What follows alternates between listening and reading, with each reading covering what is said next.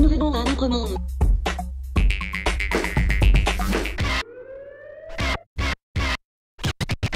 Alors l'énorme ballon derrière, c'est l'abdomen de la fourmi. Une fourmi de 18 mètres avec un chapeau sur la tête, ça n'existe pas? Eh bien si, la preuve. Robert Desnos l'avait décrite dans son poème en 1942. 68 ans plus tard, certains artistes ont décidé de lui donner corps, ici dans ce lieu dédié à la création contemporaine.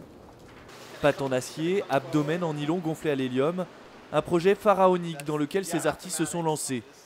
Pas si évident même pour Juan, pourtant rodé à ce type d'exercice.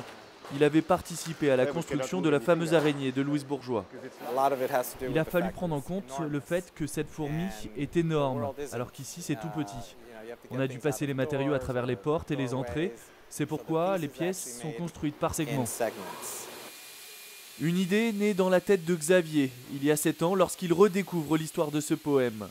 Car en 1942, Robert Desnos est dans la Résistance, et 18 mètres, c'est aussi la taille des locomotives allemandes responsables de la déportation vers les camps. C'est l'une des interprétations prêtées au texte, mais pas la seule motivation pour ces artistes. La poésie de Desnos, c'est la vie et c'est l'amour.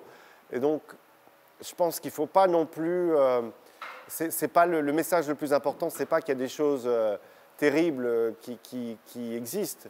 C'est que la poésie de Desnos existe toujours, qu'elle m'a fait rêver quand j'étais enfant, qu'elle me fait rêver aujourd'hui, et que j'espère que ce projet inspirera d'autres artistes, d'autres poètes, que ça les fera rêver et que ça les touchera de la même manière que le travail de Desnos m'a touché. Le rêve, l'absurde qui se trouve dans le poème de Desnos est compréhensible de tous. Tout le monde ne saura pas d'où vient peut-être ce poème, bien qu'on l'expliquera, mais ça a relativement peu d'importance. Son poème décrit ce que j'ai ressenti chez Xavier quand il m'a parlé du projet, décrit un rêve absolu, complètement absurde, mais qui se réalise. Un rêve devenu réalité, l'exposition ouvrira ses portes le 23 janvier. Robert Desnos avait terminé par ces mots « Et pourquoi pas ?» Une réponse qui apparemment en a inspiré quelques-uns.